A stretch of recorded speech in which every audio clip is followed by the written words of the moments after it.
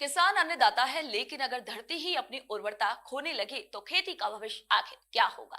रासायनिक उर्वरकों के अत्यधिक इस्तेमाल ने न केवल राजस्थान की मिट्टी को कमजोर कर दिया है, बल्कि किसानों की लागत भी बढ़ा दी है। लेकिन अब मुख्यमंत्री श्री भजनलाल शर्मा की गोवर्धन जैविक उर्वरक योजना इस परेशानी का समाधान बनकर हम सभी के सामने आई है।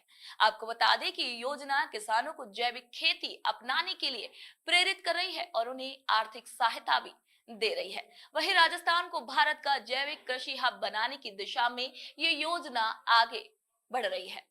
नमस्कार, तो आप सभी का मैं स्वागत करती हूँ विकास गाथा में, जहां हम आपको सरकार की उन तमाम योजनाओं से रूबरू कराते हैं जो राजस्थान के विकास में अपनी अहम भूमिका निभा रही हैं। तो आइए जानते हैं कि कैसे बदलेगी ये योजना और कैसे बदलेंगी किसानों की तकदीर, और कैसे जैविक खाद सिर्फ उनकी उपज ही नहीं बल्कि उनकी आमदनी भी बढ़ाएगी, और कैसे ये पहल पर्यावरण को भी संरक्षित करेगी। तो आइए आज के इस खास एपिसोड में हम जानते हैं इन तमाम सवालों के जवाब और इस योजना से जुड़ी हर एक अहम जानकारी, जिसके लाभ से हजारों किसानों की जिंदगी खुशहाल हो गई है। तो आइए विकास गाथा की इस खास रिपोर्ट पर एक नजर डालते हैं।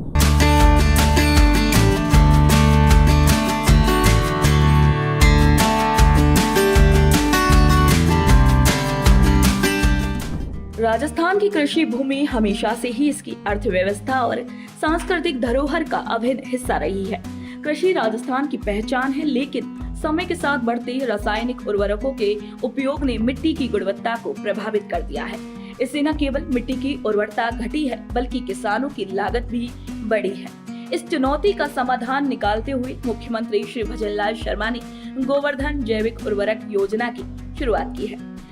ये योजना किसानों को जैविक खाद निर्माण के लिए प्रेरित करने के साथ साथ उन्हें आर्थिक सहायता भी प्रदान करती है, ताकि वे रासायनिक खादों पर निर्भरता कम कर सके और अपनी आय में वृद्धि कर सके।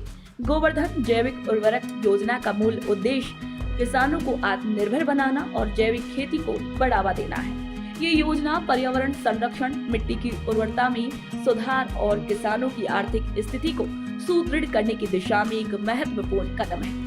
राजस्थान सरकार के इस नवाचार के तहत किसानों को वर्मी कंपोस्ट यूनिट लगाने के लिए प्रोत्साहित किया जाएगा। इस यूनिट की स्थापना के लिए सरकार 50% अनुदान या अधिकतम 10,000 रुपए तक की आर्थिक सहायता भी दे रही है। ये योजना न केवल जैविक खाद उत्पादन को बढ़ावा देगी, बल्कि पशुपालकों को भी लाभान्वित करेगी, क्योंकि गोबर और कृषि अपशिष्ट को सही तरीके से उपयोग में लाने का अवसर मिलेगा। आपको बता दें कि मुख्यमंत्री श्री भजनलाल शर्मा किसानों की आवश्यकताओं और उनकी परेशानियों को बारीकी से समझते हैं। उनके नेतृत्व में राजस्थान सरकार ने कृषि सुधारों को प्राथमिकता दी है। उनका मानना है कि यदि राजस्थान को समृद्ध बनाना है तो इसकी बुनियाद कृषि और पशुपालन को मजबूत करना होगा। उन्होंने इसी योजना के माध्यम से जैविक खाद निर्माण को एक बड़े आंदोलन के रूप में शुरू किया है, जिससे राजस्थान के किसान आत्मनिर्भर बन सके। मुख्यमंत्री श्री भजनलाल शर्मा चाहते हैं कि किसान नवाचार को अपनाएं और खुद को एक सफल जैविक खाद उद्यमी के रूप में स्थापित करें। इस योजना से 18,000 से अधिक किसानों को सब्सिडी देकर यूनिट लगाने में भी मदद दी जाएगी, जिससे वे अपने खेतों में उन्नत जैविक खाद तैयार कर सके और अपनी खेती को अधिक लाभदायक बना सके। गोवर्धन जैविक उर्वरक योजना किसानों को कई लाभ भी प्रदान करती है। इससे सबसे बड़ा लाभ ये है कि मिट्टी की उर्वरता में वृद्धि होगी और फसलों की गुणवत्ता में सुधार आएगा। ये योजना किसानों की लागत कम करेगी और उनकी आय में वृद्धि करेगी। इस योजना के तहत हर ब्लॉक से 50 किसानों का चयन किया जाएगा, जिससे पूरे राज्य में जैविक खेती को एक नई दिशा मिलेगी।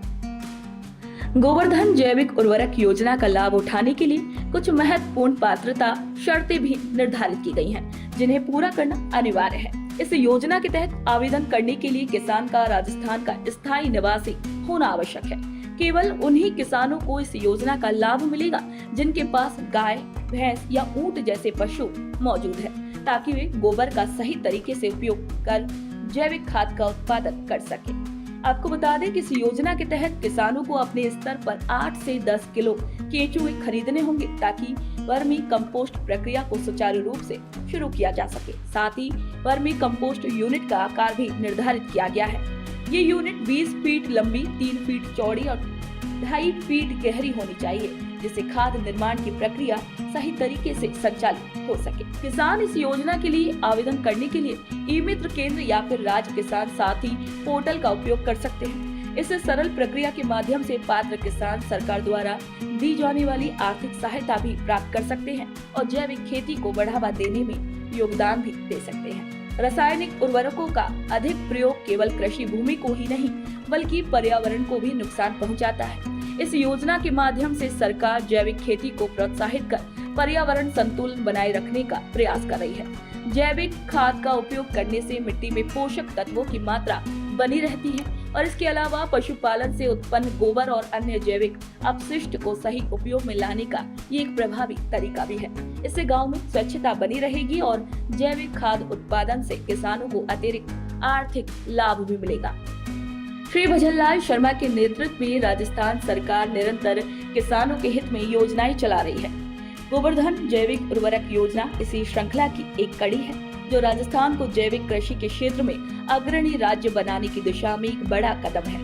सरकार न केवल किसानों को आर्थिक सहायता प्रदान कर रही है, बल्कि उन्हें आधुनिक कृषि तकनीकों और नवाचारों से भी जोड़ रही है। सरकार की ये पहल राजस्थान के कृषि क्षेत्र में एक नई क्रांति लेकर आ रही है, जिससे राज्य की अर्थव्यवस्था को एक नई मजबूती मिल रही है। राजस्थान के किसानों के लिए ये योजना एक बड़े बदलाव की शुरुआत है। ये योजना किसानों को रासायनिक खादों की निर्भरता से मुक्त कर एक स्वस्थ और प्राकृतिक कृषि पद्धति अपनाने की ओर लेकर जाएगी। श्री भजनलाल शर्मा के नेतृत्व में राज्य सरकार कृषि में नवाचार और सतत विकास को बढ़ावा देने के लिए प्रतिबद्ध है और उनके इन्हीं प्रयासों से राजस्थान को भारत के जैविक कृषि हब के रूप में स्थापित करने की दिशा में ये कदम बढ़ाए जा रहे हैं। गोवर्धन जैविक उर्वरक योजना राजस्थान सरकार की एक क्रांतिकारी पहल है, जो किसानों को जैविक खेती की ओर प्रेरित करने और उनकी आर्थिक स्थिति को सुदृढ़ करने की दिशा में एक महत्वपूर्ण कदम उठा रही है। श्री भजनलाल शर्मा की दूरदर्शिता और किसानों के प्रति उनकी प्रतिबद्धता इस योजना में स्पष्ट रूप से साफ तौर से झलक रही है। आपको बता दें कि ये योजना कृषि क्षेत्र में एक नया अध्याय जोड़ने के साथ साथ राजस्थान के हर एक किसान को आत्मनिर्भर और समृद्ध बनाने का सपना भी साकार कर रही है। तो विकास गाथा में आज के लिए इतना ही। फिर आप सभी से मुलाकात होगी एक और नई विकास यात्रा के साथ। तब तक के लिए मुझे दीजिए इजाजत। नमस्कार।